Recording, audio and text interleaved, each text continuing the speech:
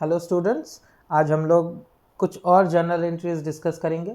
ठीक है, पहला मैं यहाँ पे लिख के दिया हूँ, बता रहा हूँ मैं अभी। तो हम लोग एक काम करेंगे, हम लोग एक एक करके यहाँ पे ट्रांजैक्शन लिखेंगे। ठीक है, तुम लोग वीडियो को पॉज करके वो कॉपी में जर्नल एंट्री करना और फिर मेरे साथ मैच करवाना, और जिसका जितना सही होगा वो कमेंट सेक्शन में बताना। ओके, चलो। तो फर्स्ट क्या है जर्नल में, started business with the following. तो मैंने बिजनेस स्टार्ट किया कुछ चीज़ों को लेके, सिर्फ कैश नहीं, कैश के साथ स्टॉक भी था, बिल्डिंग, फर्नीचर, ये सब मैंने बिजनेस में इन्वेस्ट किया। ठीक है, तो इसका क्या जर्नल एंट्री होगा? देखो, मैंने कहा था कि बिजनेस में कुछ भी इन्वेस्ट हो। ठीक है, मैंने बिजनेस में कुछ भी इन्वेस्ट किया, वो जब मैं बिजनेस स्टार्ट कर रहा हूँ तब, मिडिल ऑफ द ईयर, या जब भी मैं अगर मेरे पर्सनल चीज़ में से कुछ बिजनेस में इन्वेस्ट करूँ तो वो कैपिटल है। ठीक है, वो एक सुई से लेके एक बिल्डिंग तक सब कैपिटल है। ठीक है, तो कैश, स्टॉक, बिल्डिंग, फर्नीचर, ये सब कैपिटल है और ये सब एसेट्स है। राइट, सब एसेट है। तो ये सब बिजनेस के पास आ रहा है क्योंकि मैं बिजनेस में इन्वेस्ट कर रहा हूँ, तो बिजनेस के पास वो इनफ्लो हो रहा है एसेट्स। तो ये सब डेबिट होगा। Cash account debit, stock account debit, building account debit, furniture account debit. Okay, सब डेबिट में आइटम लिख दिया हूँ टू टोटल कैपिटल। ठीक है, कैपिटल में ये टोटल सम आ गया, तो ये सब बिजनेस में एज अ कैपिटल इन्वेस्ट हुआ है। Okay, clear? चलो आगे बढ़ते हैं। Next, open a bank account with SBI ₹40,000। SBI में मैंने नया अकाउंट ओपन किया 40,000 देके। ठीक है, तो वो 40,000 तो मेरे अकाउंट में ही रहेगा। राइट, तो मैंने कैश बैंक में डिपॉजिट किया, सिंपल। तो इसमें क्या हुआ, दो चीज़ हुआ, डुअल एस्पेक्ट। एक, मेरे पास से कैश चला गया, एसेट गोज आउट, एसेट कम हो गया। ठीक, तो कैश क्रेडिट होगा। इसका दो एस्पेक्ट है, एक कैश डिक्रीज हुआ क्योंकि मेरे पास से कैश चला गया, मतलब बिजनेस से कैश चला गया, और बैंक में वो पैसा जाके इंक्रीज हो गया। राइट, तो मेरा बैंक अकाउंट का पैसा इंक्रीज हो गया। ये दो काम हुआ, तो ये दोनों ही एसेट हैं, दोनों ही एसेट हैं। तो ये एसेट कम हो रहा है, तो इसको क्या करेंगे, क्रेडिट करेंगे। ये एसेट ज़्यादा हो रहा है, इसको क्या करेंगे, डेबिट करेंगे, सिंपल। तो फेब्रुअरी 2, तो bank account debit to cash account, how much, 40,000।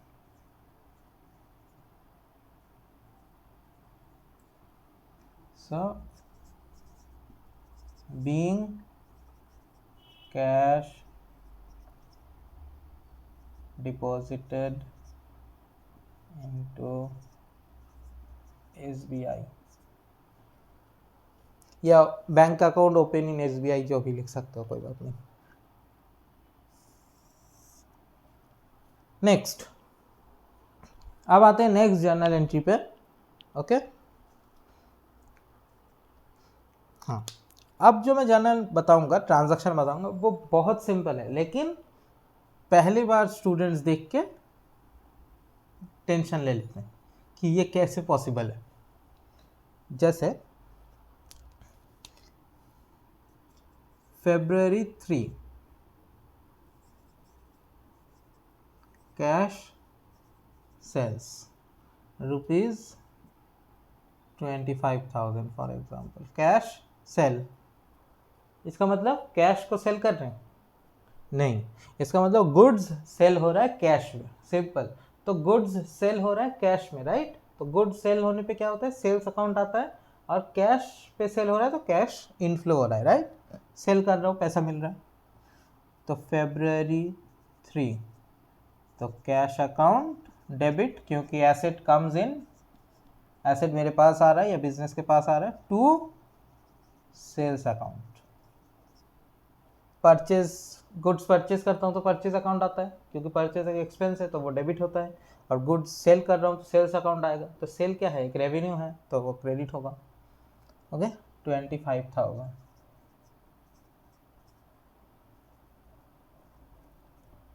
Being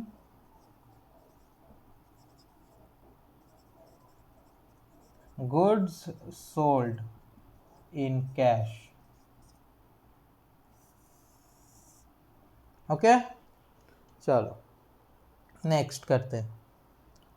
next अब February 5 ले लेता हूँ, ठीक है। अच्छा, ये तुम लोग मुझे बताओगे जल्दी से, ठीक है, मतलब वीडियो पॉज करके जल्दी से सॉल्व करना। ये लास्ट डे मैंने बताया था।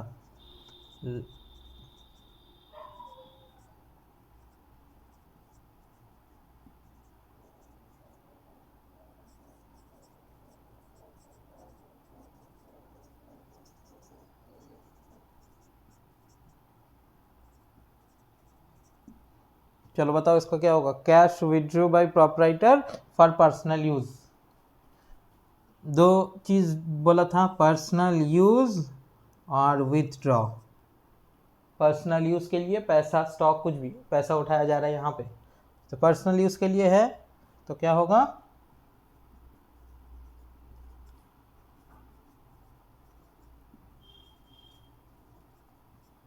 Drawing account debit to cash account, ठीक है, क्योंकि बिजनेस से पैसा चला जा रहा है। और पर्सनल यूज के लिए विथड्रॉ कर रहा हूँ तो ड्राइंग अकाउंट, क्योंकि ये डिडक्शन ऑफ कैपिटल है, एक्सपेंस नहीं है।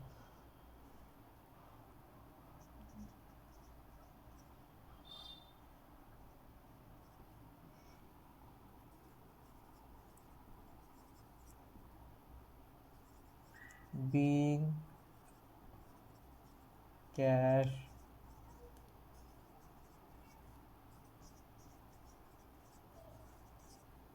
personal use, done. चलो नेक्स्ट।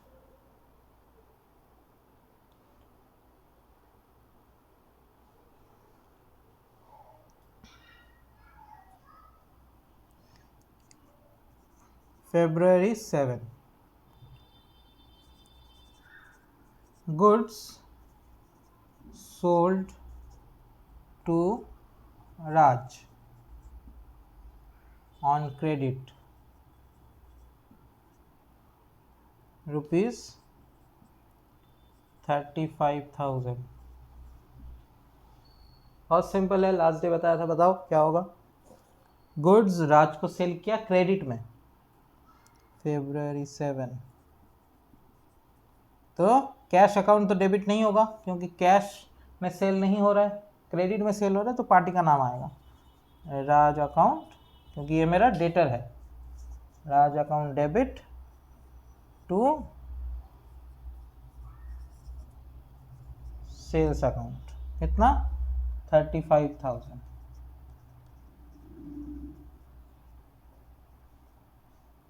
ओके, नरेशन लिख देना, goods sold to Raj on, यही लिख देना, goods sold to Raj on credit, यही नरेशन में लिख देना, ठीक है।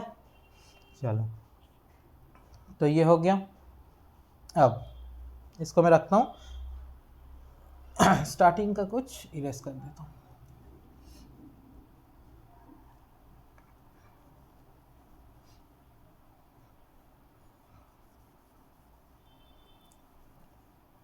अब राज को मैंने कुछ सेल किया, ठीक है, तो उससे मुझे पैसा मिलेगा, अभी नहीं तो कुछ दिन बाद मिलेगा, राइट।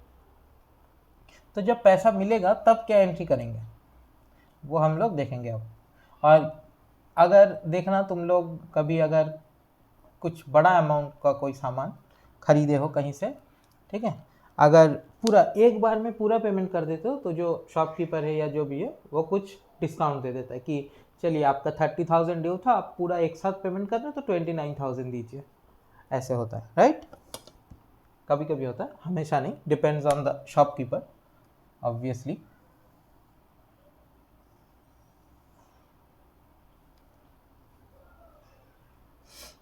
ओके, चलो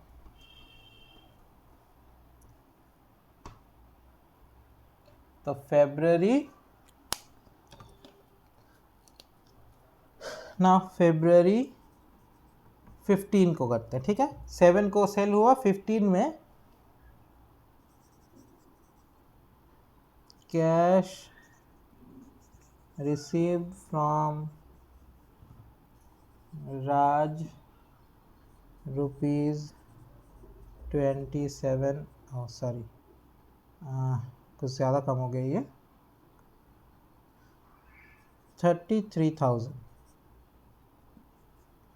इन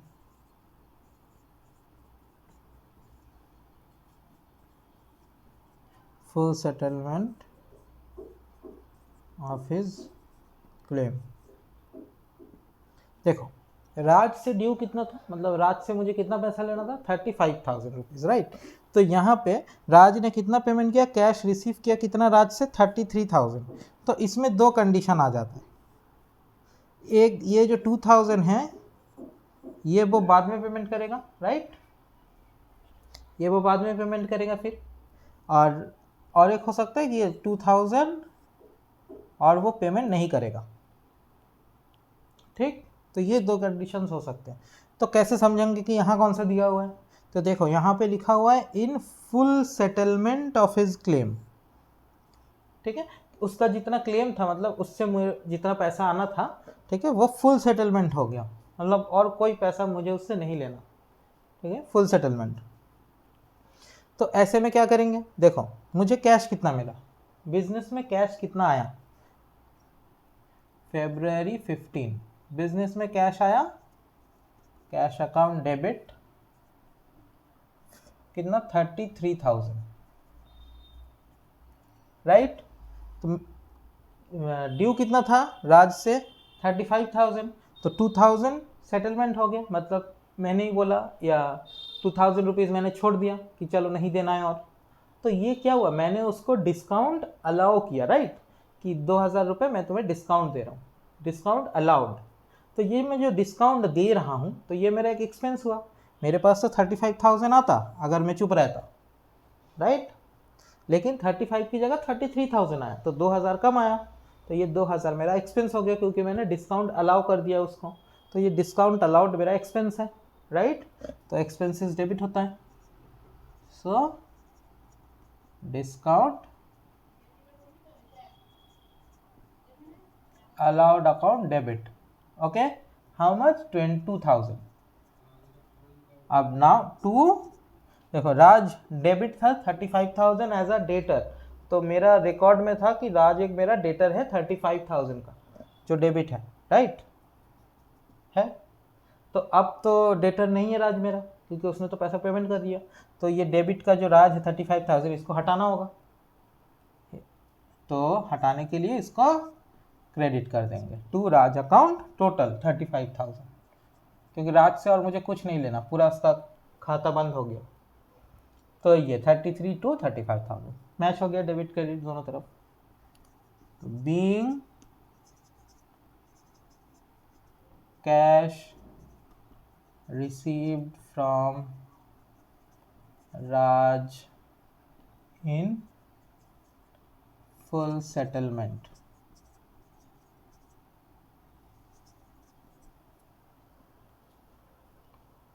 ओके, इतना क्लियर है। चलो नेक्स्ट बढ़ते हैं आगे।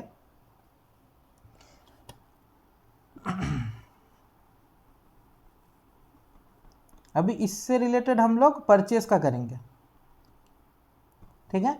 मैंने किसी से परचेस किया तो ऐसा थोड़ी ना मैं हमेशा डिस्काउंट दूंगा ही, कभी लूंगा नहीं, तो मैं भी कुछ मतलब जितना अमाउंट है टोटल एक साथ पेमेंट कर रहा हूँ, तो जो शॉपकीपर है या जो सप्लायर है वो मुझे certain amount of money discount दे रहा है, ठीक है। तब केस क्या होगा, चलो देखते हैं।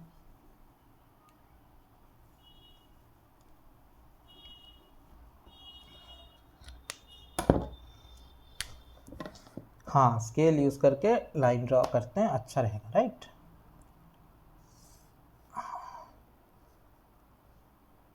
अब ठीक लग रहा है, अब ठीक लग रहा है नहीं, चलो ओके। पहले ट्रांजैक्शन लिख लेते हैं, ये स्क्रीनशॉट लेना है तो ले लो।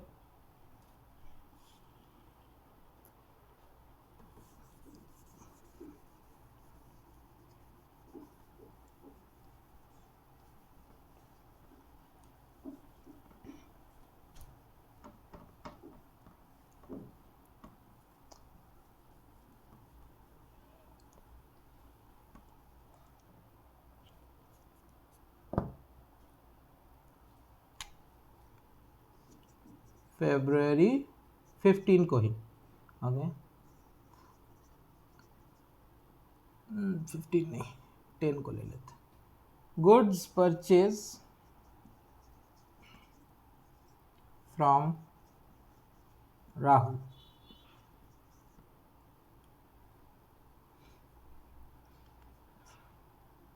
on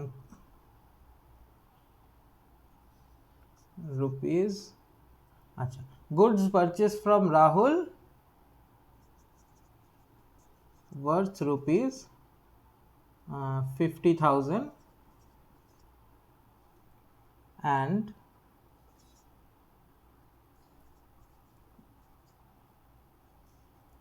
paid rupees 15,000 cash instantly and remaining on credit। चलो ये है। तो मैंने क्या किया, राहुल से कुछ परचेस 50,000 का गुड्स परचेस किया, ठीक है। करने के बाद 15,000 मैंने इंस्टेंटली कैश पेमेंट कर दिया, ठीक है, और बाकी जो पैसा था वो मैंने क्रेडिट में परचेस किया, ओके। तो क्या करेंगे इसका, देखो फरवरी 10, तो राहुल से कितना परचेस किया 50,000 का, राइट, गुड्स परचेस किया, तो परचेज अकाउंट डेबिट होगा क्योंकि एक्सपेंस तो मेरा हुआ है 50,000 का, तो परचेज अकाउंट डेबिट 50,000। चलो इतना ठीक है, ओके।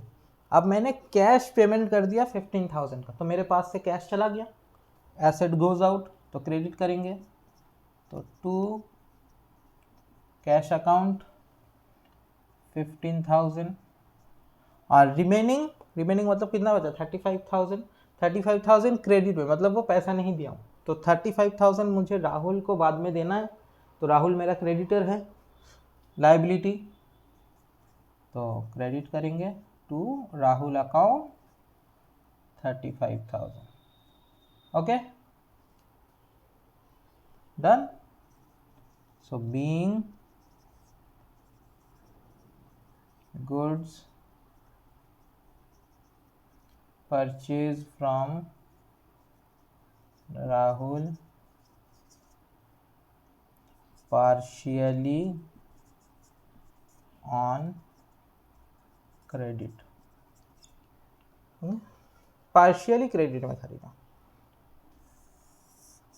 या on cash rupees 15,000 and on credit rupees 35,000, ऐसे भी लिख सकते हो नरेशन में, कोई बात नहीं, ओके चलो हो गया। तो ये तो हुआ।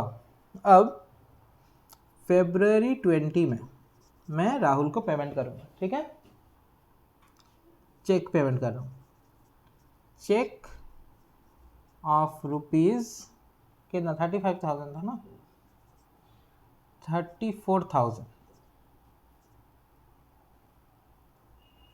Paid to Rahul in full settlement. तो 34,000 मैंने राहुल को पेमेंट किया फुल सेटलमेंट में, फुल सेटलमेंट लिखा हुआ है, मतलब और मैं पेमेंट नहीं करूँगा, 35,000 मुझे उसको देना था, 34,000 दिया हूँ, ठीक है, तो 1,000 रुपये मैं और दूंगा नहीं क्योंकि फुल सेटलमेंट हो गया, ओके। तो यहाँ पे क्या करेंगे, फरवरी 20, तो मेरा जो क्रेडिटर था राहुल 35,000 का, वो तो क्रेडिटर रहा नहीं क्योंकि मैं फुल सेटलमेंट कर दिया, तो राहुल जो क्रेडिट में था उसको डेबिट में कर देंगे, तो कट आउट हो जाएगा, राइट। सो राहुल अकाउंट, तो लायबिलिटी कम हो रहा है, राइट, क्रेडिटर कम हो रहा है, तो डेबिट कर देंगे उसको, डेबिट 35,000, ये तो हुआ। अब मैंने कैश कितना पेमेंट किया, कैश मेरे पास से कितना चला गया 34,000, सो टू कैश अकाउंट 34,000, ओके। अब 1,000 रुपीज़ क्या हुआ, डिस्काउंट मुझे मिला, राइट, मैंने अलाउ नहीं किया, डिस्काउंट मिला मुझे, तो डिस्काउंट रिसीव, तो डिस्काउंट अलाउड अगर एक्सपेंस है, क्योंकि मैं किसी को डिस्काउंट दे रहा हूँ, तो डिस्काउंट अगर मैं रिसीव कर रहा हूँ तो मेरे लिए वो क्या हो जाएगा, एक इनकम हो जाएगा, राइट। तो इनकम क्या होगा, क्रेडिट होगा। तो टू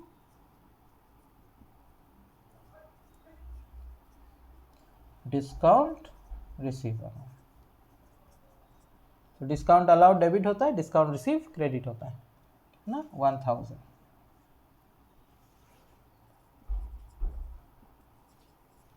बीइंग,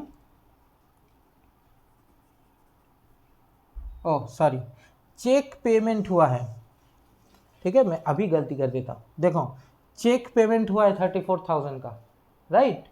तो चेक अगर पेमेंट हुआ है तो कैश अकाउंट नहीं होगा, ठीक है। तो बैंक से पैसा कट रहा है तो टू बैंक अकाउंट होगा, क्लियर।